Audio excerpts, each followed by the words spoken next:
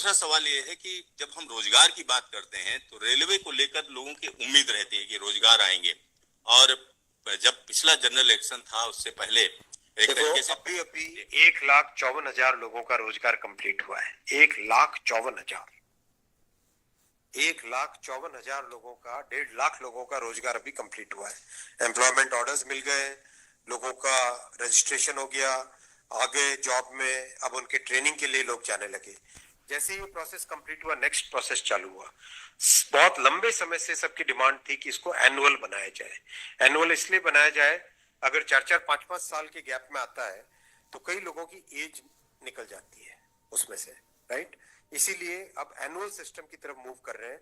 जनवरी में, अप्रैल में, जून में और अक्टूबर में, इन ये चार बड़े चंक है, एएलपी, टेक्निकल, नॉन टेक्निकल और ग्रुप लेवल 1, ये जो 4 बड़ी कैटेगरीज है, इन 4 बड़ी कैटेगरीज का साल में 4 हिस्से किए गए हैं कि जनवरी में स्टार्ट करें एक जो एएलपी का, दूसरा टेक्निकल स्टार्ट करें अप्रैल में, नॉन टेक्निकल स्टार्ट करें जून में और अक्टूबर में स्टार्ट करें लेवल 1, और ये साइकिल चलती रहे। इस प्रोसेस पे सारे के सारे कैंडिडेट्स की डिमांड लंबे टाइम से रही है कि 4-4 साल का जो फेज होता है, 5 साल का फेज होता है, कई लोग एज बार हो जाते हैं उसमें। एक हर साल आपको अपॉर्चुनिटी मिलती रहेगी तो सबको अपॉर्चुनिटी मिलेगी।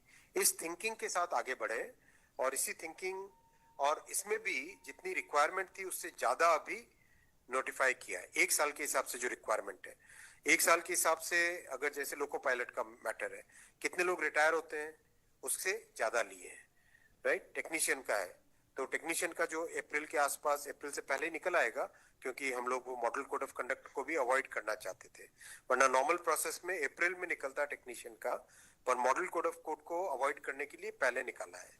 तो जनवरी, अप्रैल, जून, अक्टूबर, फिर अगले साल वापस जनवरी, अप्रैल, जून, अक्टूबर, फिर अगले साल वापस, इस हिसाब से ये प्रोसेस कर रहे हैं। सर 1 साल में कितने जॉब्स निकलेंगे इसमें? डिपेंड करेगा जिसकी जितनी रिक्वायरमेंट है। हर एक जोन की अपनी अपनी रिक्वायरमेंट आती है, हर डिवीजन की रिक्वायरमेंट आती है, कोई एस्टिमेट नहीं, हर वर्कशॉप से आती है। एस्टिमेट बनता है, बन के ही तो निकलता है, फिर एस्टिमेट बन के निकलता है ना, फिर हर एक कैटेगरी के लिए अलग अलग बनता है। अभी 1.5 लाख लोगों को जॉब दिया। आप सोचो उस एग्जाम की कॉम्प्लेक्सिटी, 500 से ज्यादा शहर, कितनी शिफ्टें, 1000 से ज्यादा शिफ्टें, 15 लैंग्वेजेस, 1-1 करोड़ लोग एप्लीकेशन। कहीं पे कोई कंप्लेंट आई? 0 कंप्लेंट। कहीं पे कोई paper leak? 0 paper leak. Complete हुआ ना एकदम ट्रांसपेरेंटली। पार्लियामेंट में हमारी ऑपोजिशन के लोग, कांग्रेस के एक एमपी बोले कि आश्चर्यचकित है कि इतना बड़ा एग्जाम कैसे बिना कोई पेपर लीक के हो गया।